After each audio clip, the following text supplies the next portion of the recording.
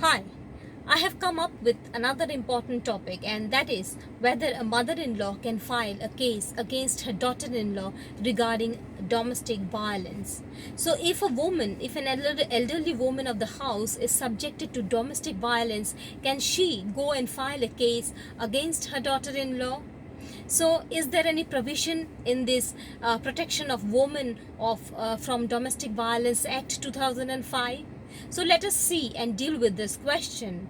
So when I have seen a video in YouTube that an elderly woman is subjected to harassment by her daughter-in-law, and in that video I have seen that the mother-in-law was crying and yelling, and the daughter-in-law was hitting her mother-in-law in front of her son, and the son was making a video.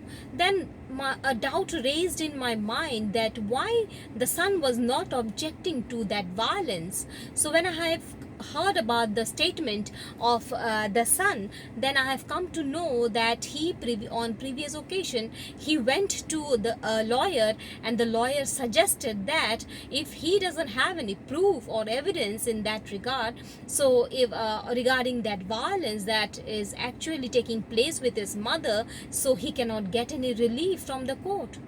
So what happened that on an actual day of incident, he took a video of that incident, and he then filed a case against that daughter-in-law who was subjecting violence, or who was applying force on her mother-in-law. She was both traumatized from her daughter-in-law.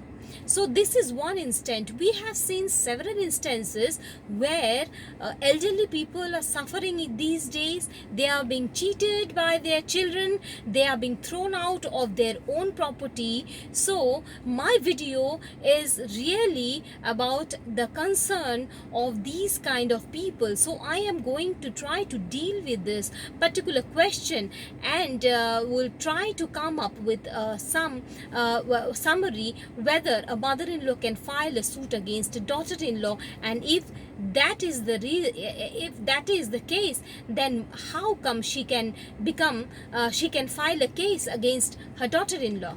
So now here, this whole act, the protection of women of domestic violence, protection of women from domestic violence involves the term woman. It does not involve a male member of the, it doesn't include a male in this particular act. So but here what we see, that who is the sufferer? Actually a woman who is being subjected to domestic violence, who is being subjected to abuse, who has been subjected to emotional, physical, economical, and emotional abuse in the family. She is said to be subjected to domestic violence. Now who are the aggrieved parties? Aggrieved parties can be a woman who is related through marriage, who can be related through consanguinity, or a woman who has been adopted, or a person who may be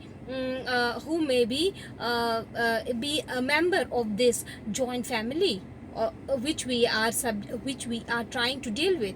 Now here we have the aggrieved parties. Now these people can be subjected to domestic violence. Now in order to comprise this whole case of domestic violence, they need to live in a shared household. Now somebody living 1,000 miles across in a different place, you cannot drag that person and file a suit against that person, or a case against that person, and tell that he or she has subjected him or her to domestic violence. So in that case, that those people may be living in a shared household, and this shared household is a place where these people who are subjected to domestic violence, they live with the respondent.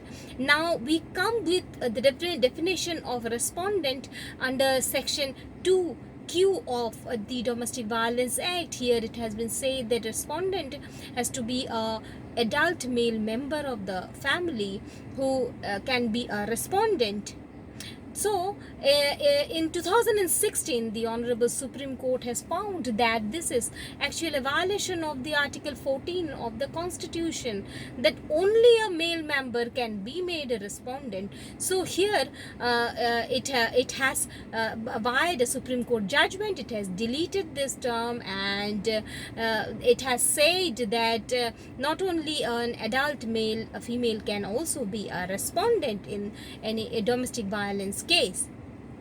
So in this regard, we can say that a daughter-in-law can also, as a woman, can also be a respondent to this case. So this says that a mother-in-law can file a suit against a daughter-in-law who has subjected her to different kind of abuses, whether it may be physical, mental, psychological, emotional, or financial, and has left to destitute.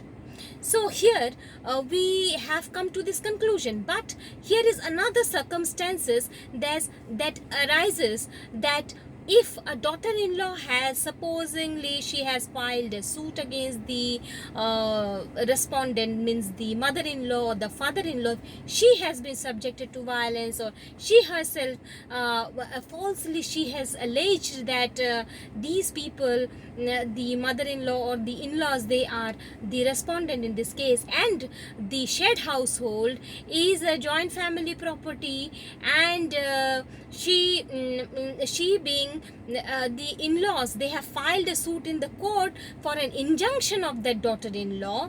Then in this case, what is there in the hands of the daughter-in-law? What can she do?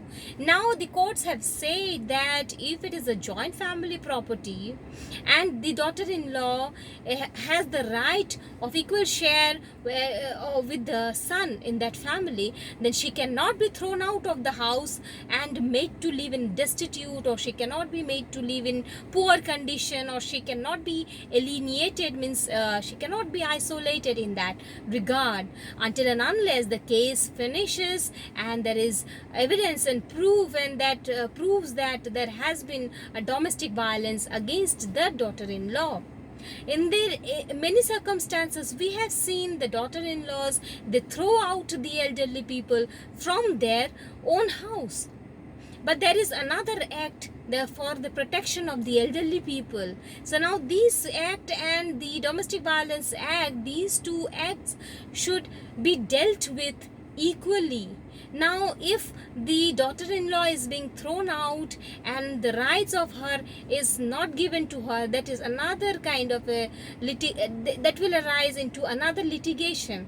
But now if the daughter-in-law subjects genuinely, she becomes hostile towards her in-laws, and she does all sorts of cruelty on the elderly people of the family, then she is subjecting herself, she is actually doing a violence, and that is a domestic violence, living in the shared household. If she says that she is not now at present living with the in-laws in that shared household, but prior to that particular time, if she had been living in that shared household, that can also claim to be living in a shared household. Now suddenly she has left the house and she cannot say that oh no, I am not living in this house, so I cannot be subjected to a case, or case cannot be filed against me because now I am not living in this shared household, neither I am claiming anything. It cannot be done, because she had been, for a certain period of time, she had been living in that shared household. So two people who are living in the shared household, and somebody has been subjected to this kind of violence, they will have to be dealt with by the court. And another point that I want to say, that the elderly people can seek protection from the court, and they can be granted protection in that regard, so that they cannot be subject to further violence, or they need not be living under threat. So a family is a place where a person can live without fear, whether a daughter-in-law or whether a mother-in-law. They need not be living under fear in any circumstances in a house.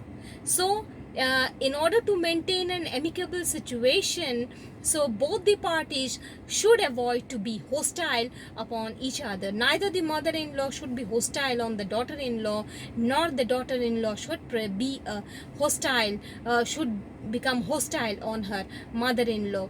So in these circumstances, what we see that we have come out with an outcome that yes, the law says that the mother-in-law can file a case against her daughter-in-law. Now, women have been given several rights. Women have been incorporated in the co-personary. Women have been given the right in the joint family property through her husband. She has the equal share. She can share the equal amount of share with her husband. She has the right. So now, along with these rights come responsibilities. If the women folk, if they think themselves to be weak, or they keep themselves telling themselves they're the weaker section of the society, actually they become weak internally. But now, with various laws giving them protection, they should be try to be strong enough to protect others. Neither they should be gender discriminating, neither they should be biased on different gender. So this is what I wanted to tell in my video, and I also want to share that that in one of the comment that I have read, where I had commented, I have seen that women have been subjected to it has been said that women have priority rights. So these kind of comments are actually gender biased comments, because most of the section of our society are still living in rural India. So we are not making only aware people who are living in urban areas, but also people who are there in the rural areas. So so share my videos so that most of the people, they get benefit of my videos, and they also become aware legally. Thank you very much for watching my video. Hope you share and subscribe my channel, and thanks, and be happy always.